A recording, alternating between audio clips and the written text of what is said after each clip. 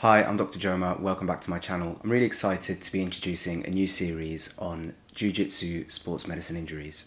So if you're watching this video, you probably already know, but very briefly, Jiu-Jitsu is the art of submission grappling. It's a martial art which involves fighting on the ground and using leverage and skill and technique to defeat an opponent who may well be bigger and stronger than you are. Importantly, Jiu-Jitsu doesn't involve any striking, and the way to win a bout in Jiu-Jitsu is either to render your opponent unconscious, in which case you'd be expected to let go and let them recover, or to wait for the opponent to tap out to indicate that they give up. In today's video, I'm going to outline the structure of the series, how we're going to go about defining and going through all of these injuries. But before that, I thought I'd go into 5 key reasons why I think that Jiu-Jitsu is a fascinating case study in sports injuries. So the first key reason that I think that Jiu-Jitsu is such a fascinating case study is that the rates of injury in Jiu-Jitsu are actually higher during training than they are during competition. In most sports, injuries are more likely to occur during competition, less likely to occur during training. This is because competition is the time for high intensity, personal bests, trying to lift as much as possible or run as hard as possible or tackle your opponent as hard as possible. Whereas training is more of a time for skills, endurance, technique, and generally working at a lower percentage of your maximum. Jiu-Jitsu actually flips the script, and I think there's a couple of reasons why this might be the case. First of all, there's actually not a huge amount of difference for a Jiu-Jitsu athlete in their training compared to when they're competing. And what I mean by that is that a lot of Jiu-Jitsu athletes will actually train at around 100% of what they can usually do anyway.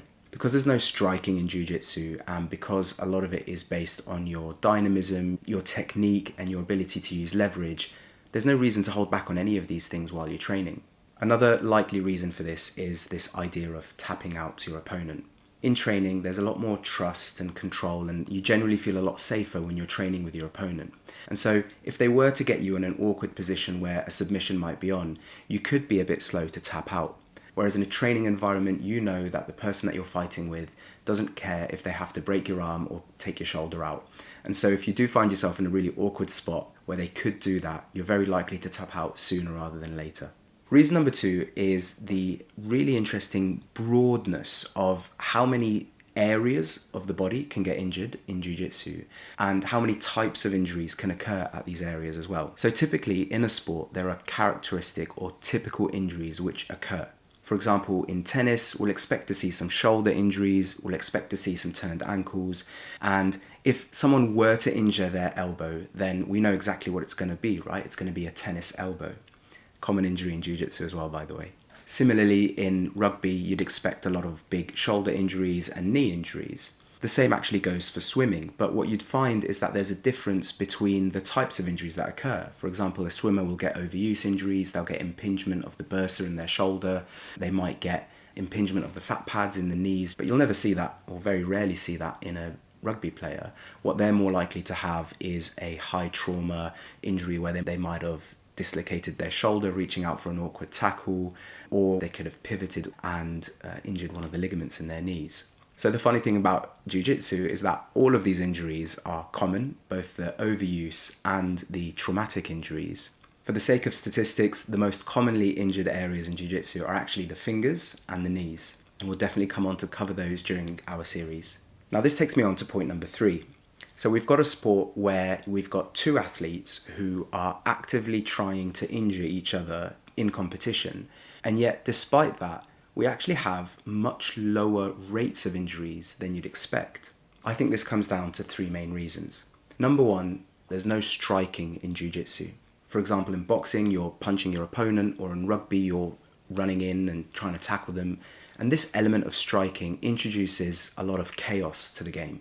What I mean by that is that when you're striking someone, it's impossible to accurately measure exactly how much harm you're looking to cause them. Whereas in Jiu-Jitsu, there's much less chaos. In fact, the emphasis is actually on control. Given the technicality of the sport, a game of Jiu-Jitsu is a lot like a game of chess, whereby if you go full throttle on the attack and try and isolate someone's arm before you have control over their body, you're actually exposing yourself to a lot of counterattacks, and so it's quite unlikely for someone to do that. There's this notion in Jiu-Jitsu of position before submission. And so what that means is you're looking to dominate and control your opponent in such a way that then you can carefully isolate whichever part of their body you're looking to attack before you put a submission on. Because there's a lot more control, the person being attacked has a lot more time to think about when they want to tap out, and the person doing the attacking usually can be quite slow and methodical in putting on the submission to make sure that they can sufficiently threaten their opponent without actually having to harm them. Reason number 4 I find fascinating, which is, well, athletes never listen, and Jiu-Jitsu athletes are no exception to this. In fact, I find them amongst the most difficult athletes to actually stop from exercising and let injuries settle down. Actually, probably alongside them would be runners, who are absolutely crazy. But an interesting thing that happens in Jiu-Jitsu is that injuries will even evolve the game and the way that it's played. A really good example of this is the half guard, which is a position in Jiu-Jitsu where you use one leg to frame and the other leg to hook around the opponent to try and control the distance between you both. This was actually established in the 1990s by Roberto Carrera, who used it because he had a knee injury. As a result from this, a whole new ocean of moves were developed in Jiu-Jitsu and lots of different ways of attacking and defending. And this brings me on to reason number 5, which is that there's a personal element to this sport for me as well. I started training in Jiu-Jitsu around 2.5 years ago, so 6 months after I'd specialised as a consultant in sports medicine. And I've learned so much, not just in terms of, life's lessons that you get from any martial art, but also I have to admit it's probably made me a better sports physician as well. From a life lesson perspective, I really think there's so much to be said about discipline and resilience and the importance of learning certain values and virtues like respect and trust. Ultimately every role, every fight is a conversation between two bodies, and so there are rules to that communication as well. And so there's so many different life lessons to be taken away from Jiu-Jitsu. There's also a lot I could say in terms of how it's refined my skills as a sports physician as well. Maybe suffice to say that if you spend a lot of time training at trying to injure someone whilst actively trying not to get injured by them, then you can learn a lot about injuries and how they occur. So what can we expect for this injury series? Well, last week I started off by showing you how a cauliflower ear is drained, and we talked around that, so we can tick that one off the list. Moving forward, we're going to systematically move throughout the whole body from the top of the head to the tip of the toes, and we'll make sure to work our ways down from the neck to the shoulder, the elbow, the wrist and the fingertips. Then down the thorax, we'll look at rib injuries, the hips, the sacroiliac joint, the lower back, the knees, the ankles and the toes, of course, as well. And of course, we'll have to have a video to talk about the common medical issues as well as psychological and mental health aspects that relate to the sport as well.